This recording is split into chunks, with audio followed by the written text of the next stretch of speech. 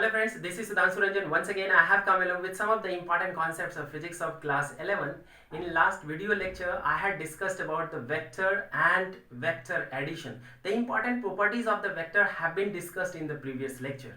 Those important properties are very much essential in understanding the concept of upcoming chapters. So in this lecture, we are going to start with one of the important and new chapter, that is Newton's laws of motion. इसको हम लोग short में NLM भी बोलते हैं. इसको अक्सर हम लोग एनएलएम के नाम से ही समझते हैं इस चैप्टर को. और इस चैप्टर में जितनी भी चीजों के बारे में डिस्कशन किया गया उसको किसने डिस्कस किया? न्यूटन सर ने डिस्कस किया. और न्यूटन ने इसका डिस्कशन कब किया? 1700 सेंचुरी में किया. 1700 सेंचुरी मतलब आज से 300 से 400 साल पहले. जो भी चीज 300 से 400 साल पहले डिस्कस की गई उसके बारे में हम लोग ब्रीफली यहाँ पर समझेंगे इस चैप्टर में, है ना. तो इस चैप्टर को समझने से पहले हम लोग कुछ इंपॉर्टेंट पॉइंट को यहाँ पर डिस्कस कर ले. मान लिया जाए मैं आपसे पूछ रहा हूँ कि एक ऑब्जेक्ट यहाँ पे है और इस ऑब्जेक्ट की वेलोसिटी v मीटर पर सेकेंड है. क्लियर है? उसी तरीके से मैंने एक ऑब्जेक्ट यहाँ पे लिया और उसका एक्सीलरेशन मैंने बोला a मीटर पर सेकेंड स्क्वायर है.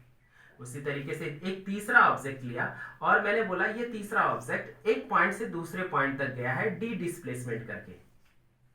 इसने डिस्प्लेसमेंट कितना किया? एक पॉइंट से दूसरे पॉइंट तक कितना डिस्प्लेसमेंट किया? डी डिस्प्लेसमेंट किया. मतलब इसमें जो डिस्प्लेसमेंट आया वो कितने मीटर का आया? डी मीटर का आया. मैं आपसे पूछूंगा क्या ये ऑब्जेक्ट में जो वी वेलोसिटी अपने आप आया होगा या अपने आप ये चलना शुरू कर दी होगी? कभी पॉसिबल नहीं हो सकता. क्या इसमें जो ए एक्सेलरेशन आया ये खुद ब खुद आ गया होगा या इसका कोई ना कोई वजह होगा? कोई ना कोई वजह होगा. यहाँ ये ऑब्जेक्ट यहाँ से यहाँ चली गई, इसमें कुछ ना कुछ डिस्प्लेसमेंट आया.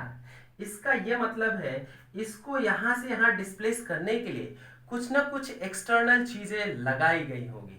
तो अगर मैं बोल रहा हूँ इस ऑब्जेक्ट में v मीटर पर सेकेंड है तो यहाँ पर हमने एक फोर्स अप्लाई किया होगा तभी ये v मीटर पर सेकेंड से मूव कर रही होगी. उसी तरीके से मैंने बोला ये ऑब्जेक्ट में अगर a मीटर पर सेकेंड स्क्वायर एक्सीलरेशन है तो यहाँ पर कोई ना कोई फोर्स तो लगाया गया होगा तभी इसमें एक्सीलरेशन आया है. यहाँ पर अगर ये ऑब्जेक्ट यहाँ से यहाँ मूव कर गई इसका मतलब यहाँ पर कुछ कोई ना कोई फोर्स तो लगाया गया होगा. क्लियर?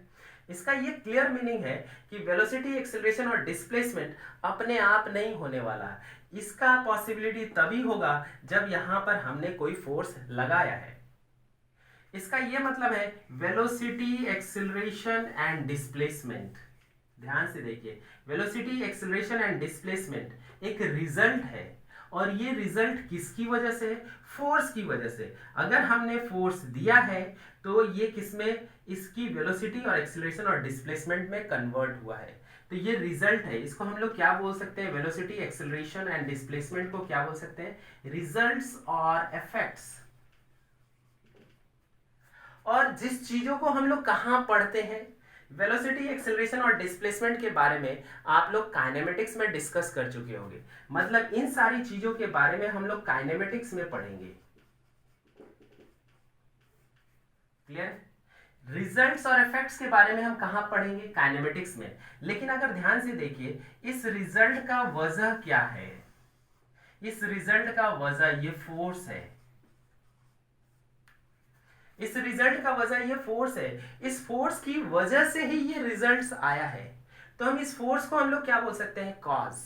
इस कॉज की वजह से रिजल्ट है. रिजल्ट में क्या है? Velocity, acceleration and displacement. इस कॉज को ही हम लोग न्यूटन्स लॉज ऑफ मोशन में पढ़ने वाले हैं.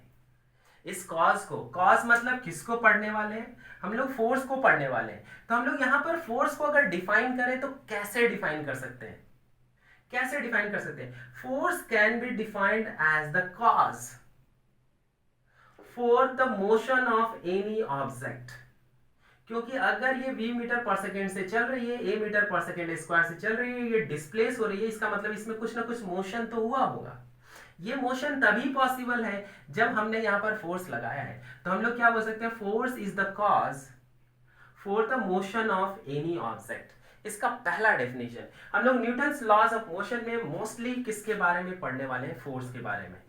तो यहाँ पर हम लोग डिस्कस कर लेते हैं what is the definition of the force.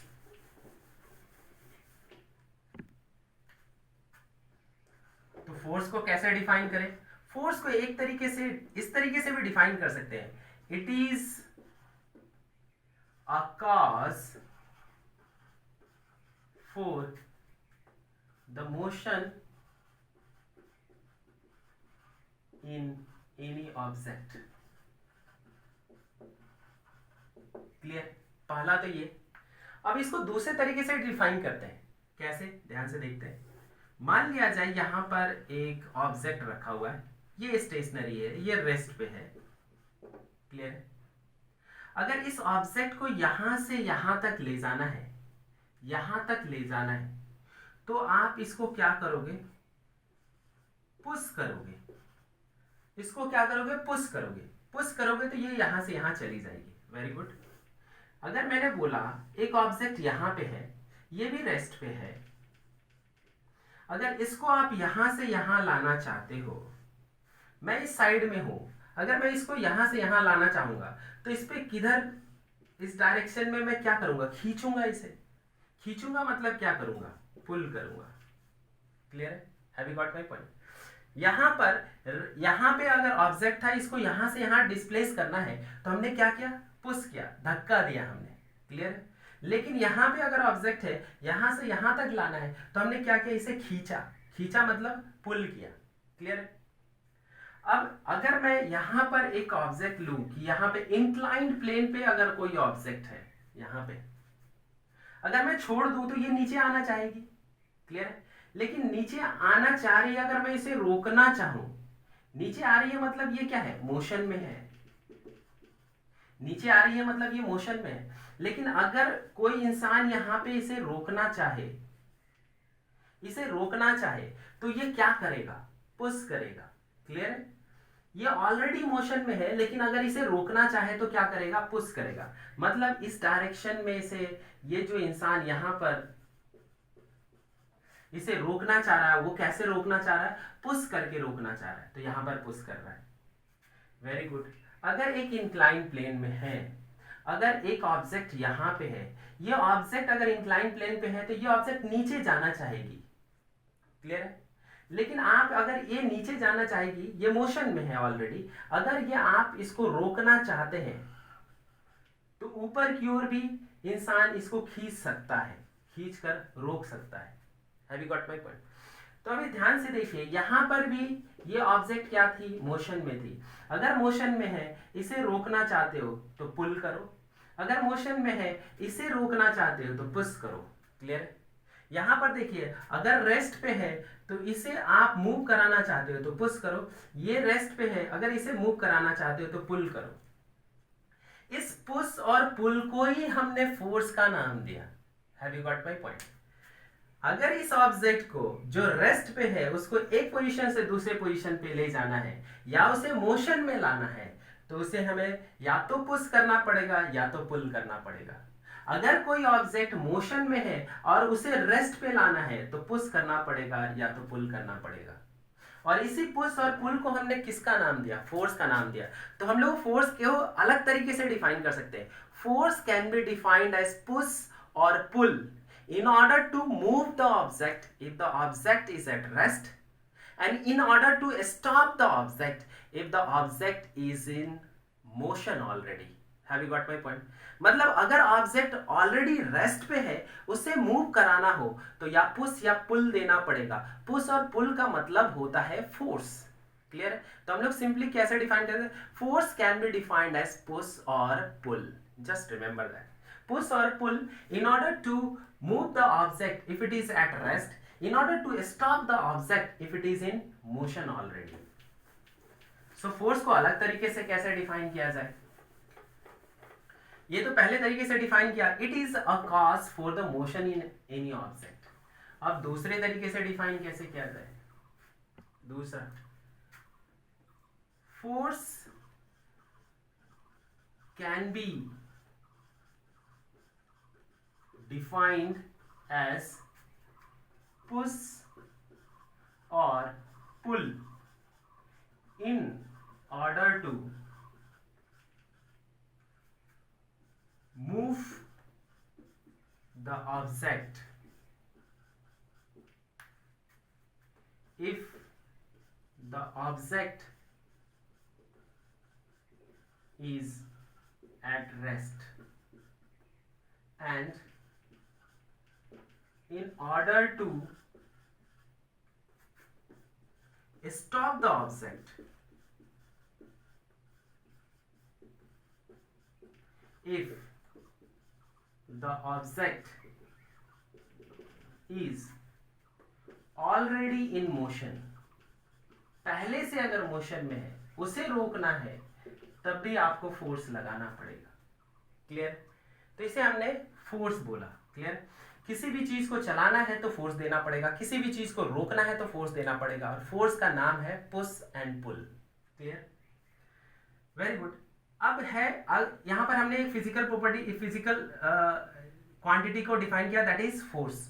तो इसकी किसी भी फिजिकल क्वांटिटी को आप जब डिफाइन करते हो तो उसकी 3 इंपॉर्टेंट प्रॉपर्टी है, उन 3 इंपॉर्टेंट प्रॉपर्टी के बारे में आपको जानना है। क्लियर? सो पहली इंपॉर्टेंट प्रॉपर्टी कि फोर्स स्केलर क्वांटिटी है या वेक्टर क्वांटिटी है। फोर्स एक वेक्टर क्वांटिटी है, just remember that, force is a vector quantity. तो पहला important property, force is a vector quantity. Very good. दूसरा, ये तीन इंपॉर्टेंट पॉइंट है जो आपको हर फिजिकल क्वांटिटी के बारे में लिखना है। फोर्स का डायमेंशन क्या है? जब भी हम कैपिटल ब्रैकेट में किसी भी फिजिकल क्वांटिटी को रखते हैं, इसका मतलब उस फिजिकल क्वांटिटी का हमें क्या पता करना होता है? Dimensional formula. तो फोर्स का डायमेंशनल फार्मूला क्या होता है? हमें मालूम है mlt-2। हमने प्रीवियस लेक्चर में डिस्कस किया है dimensional formula of any physical quantity. तीसरा इंपॉर्टेंट पॉइंट कि इसकी यूनिट क्या है, फोर्स की यूनिट। तो SI unit of force, SI unit of force is Newton. क्या होता है? जिसको हम लोग शॉर्ट में क्या लिखते हैं? N, कैपिटल N, है ना, न्यूटन। और इसी को, ये तो नाम है, लेकिन इसके अलावा किसी की SI यूनिट केजी में, मीटर में और सेकेंड में भी होती है। तो इस फोर्स की यूनिट केजी, मीटर और पर सेकेंड में क्या होती है? केजी मीटर पर second square. Just remember that. Okay, so this is the SI unit of the force, Newton और केजी मीटर पर सेकेंड स्क्वायर। न्यूटन की जगह पर हम केजी मीटर पर सेकेंड स्क्वायर लिख सकते हैं, और केजी मीटर पर सेकेंड स्क्वायर की जगह पर न्यूटन लिख सकते हैं। उसी तरीके से अगर मैं पूछूं कि CGS यूनिट क्या है, CGS unit of force is dyne. और ये CGS यूनिट है, इसका मतलब है, CGS का मतलब है C मतलब सेंटीमीटर, G मतलब ग्राम, एंड S मतलब सेकेंड। तो इसको हम लोग सेंटीमीटर, ग्राम और सेकेंड में भी लिख सकते हैं। तो हम लोग इसको क्या लिखेंगे? केजी के जगह पर ग्राम, मीटर के जगह पर सेंटीमीटर, एंड यहाँ पर सेकेंड स्क्वायर के जगह पे पर सेकेंड स्क्वायर लिख सकते हैं। क्लियर? इसका मतलब है CGS यूनिट या तो डाइन हो सकती है, या तो ग्राम, सेंटीमीटर पर सेकेंड स्क्वायर हो सकता है। क्लियर? इसकी एक और यूनिट है जो अक्सर कभी कभी पूछी जाती है ना, क्या है? Gravitational unit of the force. Gravitational unit of force is KgF और ग्राम F। मतलब इसको हम बोल सकते हैं किलोग्राम फोर्स और ग्राम फोर्स। इस KgF को हम लोग क्या बोल सकते हैं? Kilogram force. KgF को हम लोग बोल सकते हैं किलोग्राम फोर्स।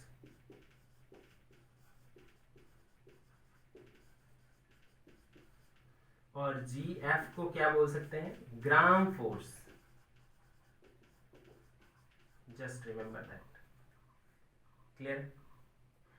अब यहां पे एक इंपॉर्टेंट पॉइंट है, 1 kgf कितना होता है? ये तो हमने बोल दिया कि ग्रेविटेशनल यूनिट ऑफ फोर्स को हम kgf बोलते हैं और ग्राम फोर्स भी बोलते हैं। क्लियर? अगर मैं आपसे पूछूं कि 1 kgf कितना होता है? 1 kgf मतलब 1 kg पे कितना फोर्स लग रहा है। 1 kgf का मतलब 1 kg पे कितना फोर्स लग रहा है। तो हम लोग क्या लिखते हैं? 1 kgf को लिखते हैं 1 kg इंटू किसकी वजह से फोर्स लग रहा है? ग्रेविटेशनल एक्सिलरेशन की वजह से फोर्स लगता है। मान लिया जाए हमारे पास एक ऑब्जेक्ट है, यहाँ पर हाथ में रखा हुआ है, उस पे अगर मैं बोलूं, यहाँ पर एक सिंपल एग्जांपल लूं, मैं बोल रहा हूँ कि यहाँ पर हाथ में रखा हुआ है एक ऑब्जेक्ट, इस पे कौन सा फोर्स लगेगा? Gravitational force. वो किस डायरेक्शन में लगेगा? नीचे की ओर, क्योंकि वजह क्या है? Gravitational acceleration. और ग्रेविटेशनल एक्सिलरेशन कितनी होती है? g, दैट इज 9.8 मीटर पर सेकेंड स्क्वायर। मतलब किसी ऑब्जेक्ट पे जिसका मास 1 kg है, उस पे जितना फोर्स लगता है उसको हम लोग बोलते हैं 1 kgf। और उस पे जो फोर्स लगता है वो किसकी वजह से लगता है? ग्रेविटेशनल एक्सिलरेशन की वजह से। इसलिए हम लोग यहाँ पर लिखते हैं 1 kg इंटू 9.8 मीटर पर सेकेंड स्क्वायर। ये g की वैल्यू है। क्लियर? अब इसको हम लोग एक साथ लिख सकते हैं। क्या लिख सकते हैं? 9.8 यूनिट को एक साथ केजी मीटर पर सेकेंड स्क्वायर।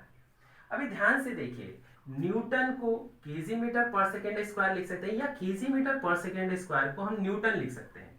तो हम लोग यहाँ पर क्या लिखे? 9.8 केजी मीटर पर सेकेंड स्क्वायर की जगह पे न्यूटन। इसका मतलब है 1 kgf को हम लोग क्या बोल सकते हैं? 1 kgf is equal to 9.8 newton. Very good. उसी तरीके से अगर मैं आपसे पूछूं 1 gram f, 1 gram force, clear? उसको क्या लिखेंगे? 1 ग्राम फोर्स मतलब 1 ग्राम पे कितना फोर्स लग रहा है? 1 ग्राम पे किसकी वजह से फोर्स लगेगा भाई? ग्रेविटेशनल एक्सिलरेशन की वजह से लगेगा। तो हम लोग क्या लिखेंगे? 1 ग्राम इंटू 9.8 मीटर पर second square. Just remember that. अगर मैं आपसे पूछूं ये 1 ग्राम, ये ग्राम क्या है? सीजीएस यूनिट है। ग्राम क्या है? सीजीएस यूनिट है। ये ग्राम सीजीएस यूनिट है, तो मीटर को भी हम सीजीएस में कन्वर्ट कर दें, तो मीटर तो एसआई यूनिट है, तो अगर सीजीएस में कन्वर्ट करोगे तो 1 मीटर को आप क्या लिखोगे? 1 मीटर को आप लिखोगे 100 सेंटीमीटर। क्लियर? तो यहां पर क्या लिखे? 9.8 मीटर के जगह पर यहां पर लिख सकते हैं into 100 centimetre per second square. Clear? Metre को हमने किस में कन्वर्ट कर दिया? सेंटीमीटर में। और मीटर को हम लोग क्या लिख सकते हैं? 100 सेंटीमीटर। यहां पर लिखा। अब जितने न्यूमेरिकल वैल्यू उसको एक साथ रखे, 1 इंटू 9.8 इंटू 100, इसका मतलब है 980। यूनिट क्या है? यहाँ पर ग्राम है, यहाँ पे क्या है? सेंटीमीटर है, और यहाँ पर क्या है? पर सेकेंड स्क्वायर। इसको सबको हम लोग साथ में लिखते हैं। इस पर सेकेंड स्क्वायर को हम लोग लिख सकते हैं s टू द पावर -2। तो क्या हो गया? 1 gram f, 1 gram force is equal to 980 gram centimetre per second square. अब ध्यान से देखिए, यहां पर gram centimetre per second square को हमने डाइन भी बोला, मतलब gram centimetre per second square की जगह पर हम डाइन लिख सकते हैं। तो यहां पर क्या लिखे? 980 डाइन, मतलब 1 gram force, 1 gram force is equal to 980 dyne. Just remember this one. Clear? तो यहां पर हमने क्या डिफाइन किया? सबसे इंपॉर्टेंट चीज, फोर्स को हमने डिफाइन किया, क्योंकि इस चैप्टर में मोस्टली हम लोग किसके बारे में पढ़ने वाले हैं? फोर्स के बारे में पढ़ने वाले हैं। क्लियर? फोर्स के बारे में पढ़ा, और मैंने बोला जब भी किसी भी फिजिकल क्वांटिटी के बारे में पढ़े, उसकी 3 इंपॉर्टेंट प्रॉपर्टी, पहली कि वो स्केलर है या वेक्टर, ये जानना जरूरी है। दूसरा, उसका डायमेंशनल फार्मूला क्या है, और तीसरा कि उसकी यूनिट क्या है ना? तो मैंने यहाँ पर बोला इसकी एक एसआई यूनिट है, एक सीजीएस यूनिट है, और एक ग्रेविटेशनल यूनिट है ना, जिसको हम लोग केजीएफ बोलते हैं और ग्राम फोर्स भी बोलते हैं। क्लियर है? सो 1 kgf मैंने कितना लिखा? 9.8 kg मीटर पर सेकेंड स्क्वायर, या फिर 9.8 न्यूटन। उसी तरीके से 1 ग्राम फोर्स को क्या लिखा? 980 gram centimetre per second square, या फिर 1 gram force equal to 980 dyne. Clear है? सो यहां पर हमने फोर्स के बारे में डिस्कस किया। अब इस चैप्टर में हम लोग जो पढ़ने वाले हैं वो है एक important property, that is inertia. Inertia दूसरी इंपॉर्टेंट फिजिकल प्रॉपर्टी जिसको हम लोग क्या बोलते हैं? इनर्शिया। अच्छा, इनर्शिया कहां से ली गई है? इनर्ट वर्ड से ली गई है। इनर्ट है ना, जो कभी भी रिएक्ट नहीं करता।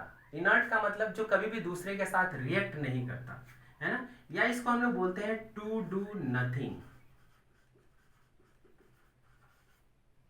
मतलब कुछ ना करना ही क्या कहलाता है, इनर्ट कहलाता है। और उसी का ये रूट वर्ड है, किसका, इनर्सिया का। मतलब इनर्सिया को आप बोल सकते हो कि जिसमें इनर्सिया होती है उसके ना करने की टेंडेंसी बहुत ज्यादा होती है। जिसमें इनर्सिया होती है उसमें ना करने की टेंडेंसी बहुत ज्यादा होती है। जैसे अगर मैं बोलूं कि कोई इंसान बहुत बोल रहा है, बहुत बोल रहा है, अगर आप उसको चुप कराना चाहते हो तो वो कभी भी चुप नहीं होगा। वो जो कर रहा है वो कंटिन्यूअसली कर रहा है, मतलब उसके बोलने की टेंडेंसी बहुत ज्यादा है। तो उसके बोलने की जो इनर्सिया है वो बहुत ज्यादा है। कोई इंसान हर बात पे हंसना शुरू कर देता है, किसी भी बात पे आप बोलो तो उसके हंसने की टेंडेंसी क्या है, बहुत ज्यादा है। मतलब उसके हंसने का जो इनर्सिया है वो बहुत ज्यादा है। Just remember that. मतलब अपने आप को अगर कोई काम कर रहा है वो काम रोकना नहीं चाहता, उस काम को ना नहीं करना चाहता, तो उसकी इनर्सिया ज्यादा होगी। जितनी ज्यादा होगी उतनी ज्यादा वो ना करने की टेंडेंसी रखेगा। क्लियर है। तो अब हम इनर्सिया को कैसे समझते हैं, यहां पे इस तरीके से समझते हैं। मान लिया जाए एक हमारे पास ट्रेन है, बहुत बड़ी ट्रेन है ना, और मैंने आपको बोला कि इस ट्रेन को आप मूव करो, आप इसको पुश करके आप इसको आगे बढ़ाओ। क्या आप इसको आगे बढ़ा सकते हो, नहीं। ये ट्रेन क्या थी, कहां पे थी, रेस्ट पे थी। ये ट्रेन रेस्ट पे थी, अगर मैं इसको धक्का देना चाहता हूं और मूव कराना चाहता हूं, ये ट्रेन मूव नहीं करना चाहती। मतलब ये रेस्ट में है तो ये रेस्ट में ही रहना चाहती है। लेकिन वजह क्या है, क्योंकि इसका मास बहुत ज्यादा है। मास बहुत ज्यादा होने का मतलब इनर्सिया बहुत ज्यादा है। Just remember that. ये ऑब्जेक्ट रेस्ट में है और ये रेस्ट में ही रहना चाहती है। ये रेस्ट में रहना चाहती है, ये आगे बढ़ना नहीं चाहती। ये आगे नहीं बढ़ना चाहती है, मतलब जो कर रही है वही करती रहना चाहेगी। वजह क्या है, क्योंकि इसका मास ज्यादा है, और मास ज्यादा मतलब इनर्सिया ज्यादा है। तो इनर्सिया को हम लोग इस तरीके से डिफाइन कर सकते हैं कि the body, inertia can be defined as the inherent property of the matter. Mass क्या है, इस ऑब्जेक्ट का एक प्रॉपर्टी है, इसलिए हमने बोला inertia can be defined as the inherent property of the matter और the object which does not allow to move the object if it is already at rest।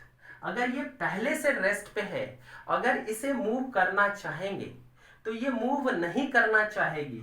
वजह क्या है कि इसका मास ज्यादा है। मास ज्यादा मतलब इनर्सिया ज्यादा है। Clear, very good. तो दूसरे तरीके से कैसे समझे, मान लिया जाए एक ट्रेन यहां पे है, ट्रेन यहां पे है, और ये ट्रेन की जो वेलोसिटी है वो v मीटर पर सेकेंड है, और यहां पे आप हो, आप इस ट्रेन को रोकना चाहते हो, है ना। और मान लो ये v मीटर पर सेकेंड मात्र कितनी है, 5 मीटर पर सेकेंड है ना, 5 मीटर पर सेकेंड। आप इसको रोकना चाहते हो, क्लियर। लेकिन आप क्या इसे रोक पाओगे, क्यों क्यों रोक नहीं पाओगे। अगर मैं इसके जगह पे एक छोटा सा बॉल लूं जो 100 ग्राम का है और वो 5 मीटर पर सेकेंड से चल रहा है, और फिर मैंने आपको बोला कि आप इसको रोको, तो क्या आप इसको रोक पाओगे, हाँ रोक पाएंगे, क्योंकि इसकी वेलोसिटी और इसकी वेलोसिटी सेम तो है, लेकिन इसका मास क्या है, बहुत कम है। तो मास क्या है, ये मोशन में है, लेकिन इस मोशन को रोका जा सकता है, रेस्ट में रखा जा सकता है। कब रखा जा सकता है, क्यों रखा जा सकता है, क्योंकि इसका मास बहुत कम है इसके कंपैरेटिवली। इसका मतलब मास कम होने का मतलब इनर्सिया का कम होना। अगर इनर्सिया कम है तो उसको आसानी से रोका जा सकता है, अगर वो चल रही है तो। अगर इनर्सिया कम है, मास कम है, तो उसको आसानी से मूव कराया जा सकता है, ये अगर वो ऑलरेडी स्टेशनरी है। तो हम लोग यहां पर इनर्सिया को कैसे डिफाइन करें, फिर से मैं रिपीट कर रहा हूं। Inertia of any body can be defined as the inherent property of the body. Mass is the inherent property of the body which allows the object to remain at rest if it is already at rest, and allows the body to be in motion if it is already in motion. यहां पर ध्यान से देखिए, अगर ये motion में है, इसका मास बहुत ज्यादा है, मतलब इनर्सिया बहुत ज्यादा है, तो सिंपल सा यहां पर आपको मैं बताऊं, इनर्सिया का मतलब मास का बहुत ज्यादा होना। अगर मास ज्यादा है तो इनर्सिया ज्यादा है, अगर मास कम है तो इनर्सिया कम है। Just remember that. Have you got my point? और इनर्सिया का लिटरल मीनिंग है कुछ ना करना या कुछ ना करने की टेंडेंसी। तो अगर ये रेस्ट पे है तो ये क्या कर रहा है कि मैं नहीं चलूंगा, मैं रेस्ट पे ही रहूंगा। ये मोशन में है तो ये बोलेगा मैं नहीं रुकूंगा, मैं मोशन में ही रहना चाहूंगा। तो due to inertia, if the object is at rest, will remain at rest.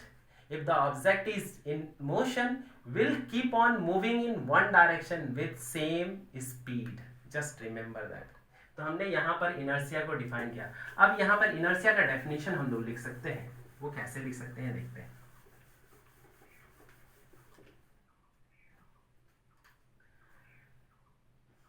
Inertia को हमने बोला it can be defined as, it can be defined as the inherent property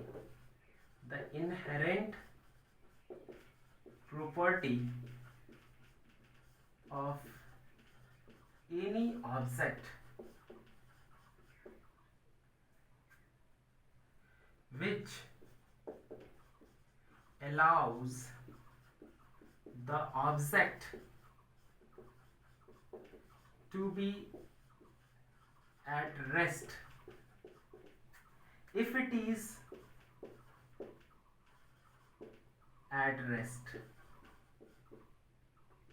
and allows the object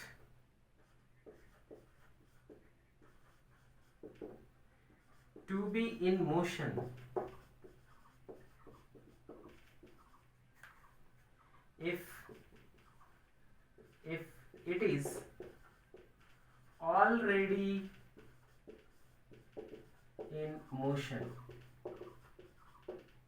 Just remember that. Clear? It can be defined as the inherent property of the object which allows the object to be at rest if it is already at rest and allows to be in motion if the object is already in motion. अगर वो चल रहा है तो वो चलता ही रहना चाहेगा ड्यू टू इनर्सिया, अगर वो रुका हुआ है तो रुका ही रहना चाहेगा due to inertia. Just remember that. Clear है? अब हम लोग इनर्सिया को दो पार्ट में डिवाइड करते हैं। एक को बोलते हैं हम लोग inertia of rest, inertia of rest, और दूसरे को बोलते हैं inertia of motion.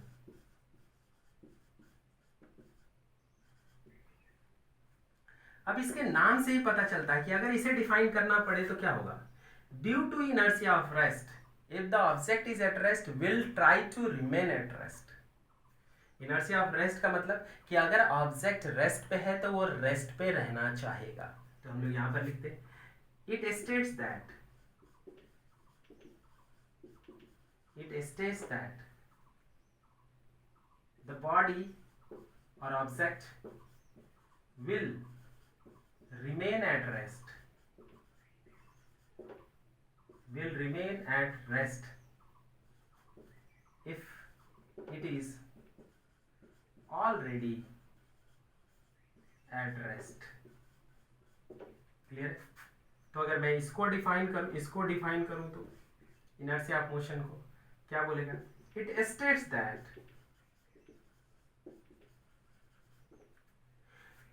the body will be in motion if it is already in motion. अगर वो चल रहा है तो वो चलता ही रहेगा। The body will remain in motion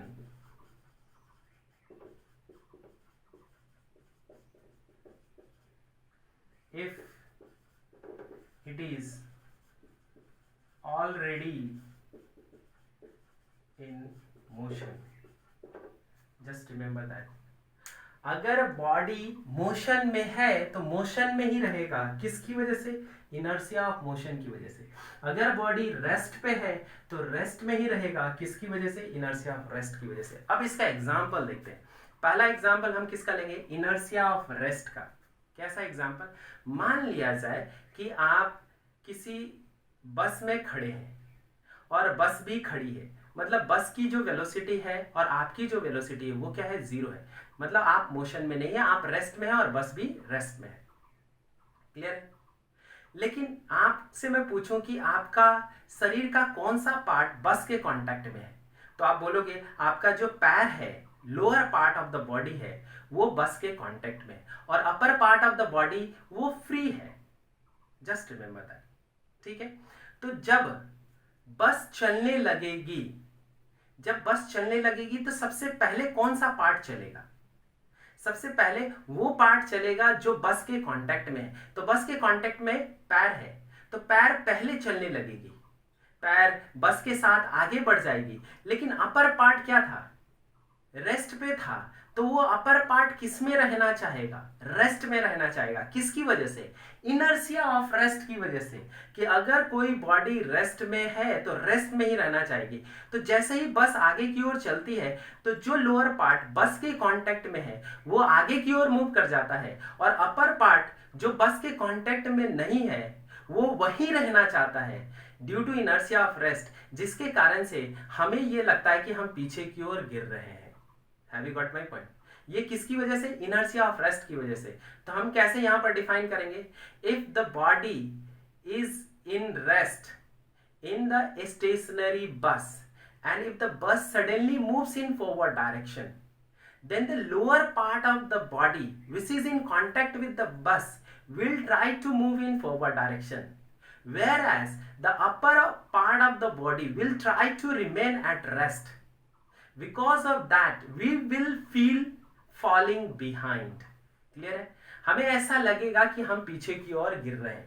हमारा जो लोअर पार्ट है वो बस के साथ आगे जाना चाहेगा और upper part inertia of rest की वजह से वहीं रहना चाहेगा, जिसके कारण से पीछे गिरते हुए नजर आएंगे, है ना।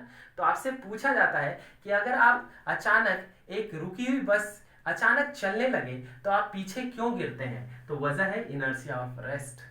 वजह क्या है, इनर्शिया ऑफ रेस्ट। क्लियर। तो अब दूसरा एग्जाम्पल, अगर मैं इनर्शिया ऑफ मोशन की बात करूं, दूसरा एग्जाम्पल किसका, इनर्शिया ऑफ मोशन। मान लिया जाए एक बस चल रही है ना, कांस्टेंट स्पीड से एक बस चल रही है और आप उस बस में खड़े हो, तो आप भी उसी स्पीड से चल रहे होगे जिस स्पीड से बस चल रही है ना। तो आप जिस स्पीड से चल रहे हो बस भी उसी स्पीड से चल रही है। आपका सबसे पहला पार्ट कौन सा रुक जाएगा, सबसे पहले लोअर पार्ट या अपर पार्ट। अगर अचानक बस रुक जाती है तो अचानक जब बस रुक जाएगी तो आपका लोअर पार्ट जो बस के कांटेक्ट में है वो रुक जाएगा, लेकिन अपर पार्ट क्या है, अभी भी मोशन में है, तो अपर पार्ट अभी भी आगे की ओर मूव करना चाहेगा। Just remember that. अगर आप चलती हुई बस में खड़े हो और बस अचानक रुक जाए तो आपका लोअर पार्ट जो बस के कांटेक्ट में है वो रुक जाएगा, लेकिन अपर पार्ट मोशन में ही रहेगा। क्यों मोशन में रहेगा, due to inertia of motion, जिसके कारण से आपका अपर पार्ट आगे की ओर चला जाएगा और लोअर पार्ट अचानक रुक जाएगा, तो आपको ऐसा लगेगा कि आप सामने की ओर गिर रहे हो। Have you got my point. Lower part अचानक रुक जाता है, अपर पार्ट अभी भी मोशन में है, इसका मतलब आप आगे की ओर गिर जाओगे। ये किसकी वजह से, तो इनर्शिया ऑफ मोशन की वजह से, है ना। सो हम लोग क्या बोल सकते हैं कि अगर चलती हुई गाड़ी में आप आगे की ओर गिर रहे हैं, इसका वजह क्या है, इनर्शिया ऑफ मोशन। इसको किस तरीके से डिफाइन करेंगे, लोअर पार्ट जो बस के कांटेक्ट में था, बस के रुक जाने से लोअर पार्ट रुक जाता है, लेकिन अपर पार्ट अभी भी मोशन में रहता है इनर्शिया ऑफ मोशन की वजह से, इसलिए हम लोग आगे गिरते हुए नजर आते हैं। Have you got my point? लेकिन अगर मैं इनर्शिया ऑफ रेस्ट की बात करूं तो इनर्शिया ऑफ रेस्ट को हम कैसे डिफाइन करेंगे कि अगर हमारा बॉडी बस के स्टेशनरी बस में है ना, और बस अचानक चलने लगे तो लोअर पार्ट जो बस के कांटेक्ट में है वो अचानक चलने लगेगा, लेकिन अपर पार्ट क्या है, रेस्ट में रहने की वजह से वो वहीं पे रह जाएगा और लोअर पार्ट आगे की ओर चला जाएगा। आगे की ओर चला जाएगा तो हमें लगेगा कि हम पीछे की ओर गिरते हुए नजर आ रहे हैं। तो हमारा दो एग्जाम्पल है, पहला है इनर्शिया ऑफ रेस्ट का और दूसरा इनर्शिया ऑफ मोशन का। जब खड़ी बस है, खड़ी बस में हम पीछे गिरते हुए नजर आ जाते हैं जब अचानक बस चलती है, तो वजह है इनर्शिया ऑफ रेस्ट। जब चलती हुई बस है, चलती हुई बस में अगर बस अचानक रुक जाती है तो हम आगे की ओर गिर जाते हैं, वजह क्या है? Inertia of motion. क्लियर है? सो इस लेक्चर में हम लोग यहीं तक कवर करते हैं। नेक्स्ट लेक्चर में हम लोग टाइप्स ऑफ फोर्सेस पढ़ेंगे जो बहुत इंपॉर्टेंट है। उसके बेस पे हम बहुत सारे न्यूमेरिकल सॉल्व करेंगे, क्योंकि इस चैप्टर में मोस्टली हम लोगों को ध्यान देना है न्यूमेरिकल्स पे और कुछ इंपॉर्टेंट कॉन्सेप्ट्स पे। So with this, I would like to conclude my lecture. In the next class, we will talk about the different types of forces.